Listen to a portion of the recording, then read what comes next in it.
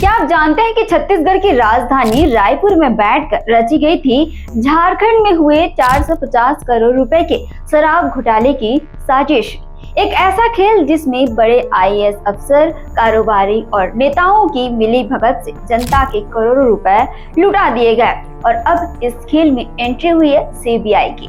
तो नमस्ते, मैं हूं आपके साथ सोनी और आप देख रहे हैं वयम छत्तीसगढ़। आज हम आपको बताएंगे एक ऐसे शराब घोटाले की पूरी कहानी जिसने 2 राज्यों को हिला कर रख दिया। साल 2022 की शुरुआत में रायपुर में एक मीटिंग होती है। छत्तीसगढ़ के कुछ अफसर, कारोबारी और झारखंड के कुछ सरकारी अधिकारी एक साथ बैठते हैं। एजेंडा साफ था, शराब के धंधों को सरकारी कागजों में वैध दिखाकर काला कारोबार करना। इस प्लानिंग में शामिल थे छत्तीसगढ़ के रिटायर आईएएस अनिल टूटेजा, कारोबारी अनवर ढेबल, आईटी अधिकारी अरुणपति त्रिपाठी और झारखंड के आईएएस विनय कुमार चौबे, गजेंद्र सिंह जैसे अफसर और बाकी अफसरों से पूछताछ के लिए सम्मन जारी कर सरकार से अभियोजन स्वीकृति मांगी है। छत्तीसगढ़ में पहले से चल रहे शराब सिस्टम को कॉपी पेस्ट किया गया झारखंड में।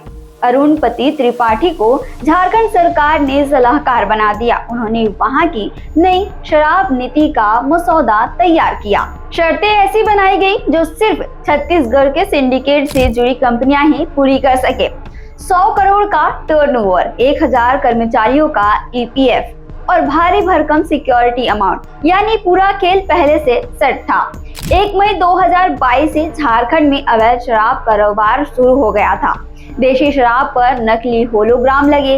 विदेशी शराब के लिए नियम ऐसे बनाए गए कि ठेके सिंडिकेट को ही मिले। ये थी झारखंड शराब घोटाले की पूरी कहानी, जिसमें एक राज्य की लूट की साजिश दूसरे राज्य में रची गई। क्या सीबीआई इस पूरे सिंडिकेट को बेनकाब कर पाएगी? क्या दोनों राज्यों के दोषी अफसर और नेता जेल जाएंगे? अपनी राय कमेंट में जरूर बताएं। छत्तीसगढ़ से जुड़े और अपडेट्स के लिए आप देखते हैं वयम छत्तीसगढ़।